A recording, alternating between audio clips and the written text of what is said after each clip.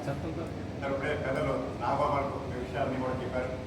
మేము ఒకటే చెప్తాం, పిఠాపురం ప్రధానిగా మమ్మల్ని నిండు మనసుతో మార్చేసినటువంటి పవన్ కళ్యాణ్ గారిని ఆశీర్వదించారు. సార్ ఎప్పుడైతే ఇక్కడ డిక్లేర్ చేశాడో సార్ యొక్క విజయం ఆ రోజే నిర్ణయం అయిపోయింది.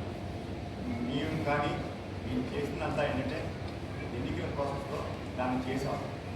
మా మూలంగా కూడా సార్కి ఓట్లు చేయడం కానీ సార్ని మేము గెలిపించామని కానీ ఎవరు అనుకోవట్లే.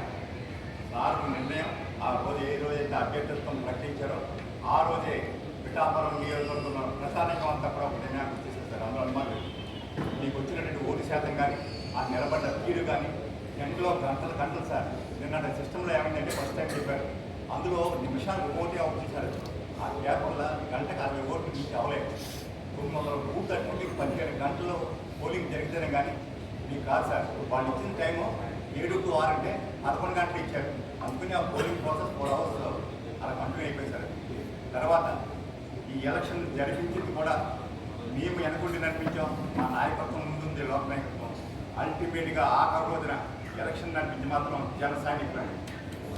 ప్రతి బూత్లో కనీసం 60-70 మంది జన సైనికులు ఉన్నారు. మా దాటికి కావచ్చు, జన సైనికుల దాటికి కావచ్చు, మిగతా నాయకత్వం అంతా కూడా వెనక్కి అయిపోయింది. నిజంగా చెప్తున్నారు, పూర్తిగా జరిగింది. అది ఓటుందో లేదో కాదు.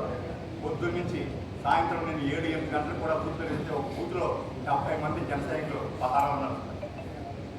నిజంగా మా అధ్యక్షుడు ఎప్పటి నుంచో ఒకే కోరిక, ఆశ, నమ్మకం ఉందని ఈ జన సైనికులు ఈ పార్టీ నడిపిస్తారని.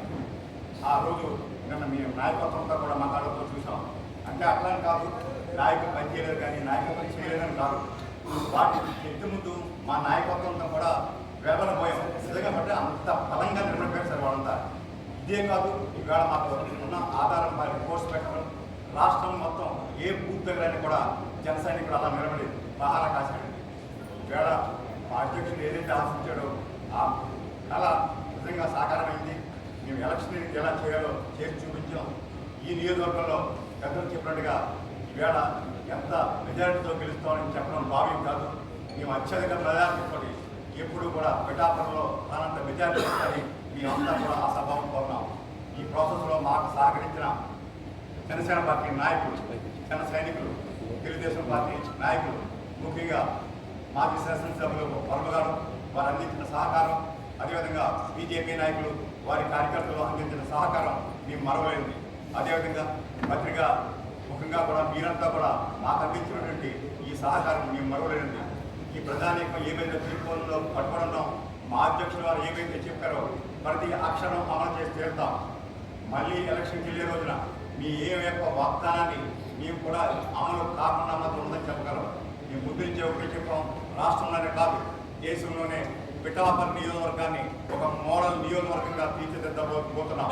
మా అధ్యక్షుడు గారు చెప్పినటువంటి ప్రతి వాగ్దానాన్ని అమలు చేస్తాం, ప్రతి హామీని చేస్తామని మరొకసారి ఈ పిఠాపురం ప్రధానికానికి నిండు మనసుతో మోకరిని నమస్కరిస్తూ వారు ఇచ్చినటువంటి ఈ ఆశీర్వాదాన్ని తప్పకుండా వారి మాటను నిలబెడతాం, వారి గౌరవాన్ని నిలబెడతాం. ఈ పిఠాపురం కోసం చూపించినటువంటి అభిమానాన్ని ఎప్పుడూ కూడా కోల్పోవాలి. దానికి భిన్నంగా కూడా ఏనాడు వ్యవహరించాలని ఈ సందర్భంగా మీ అందరికీ తెలియజేసుకుంటున్నాను.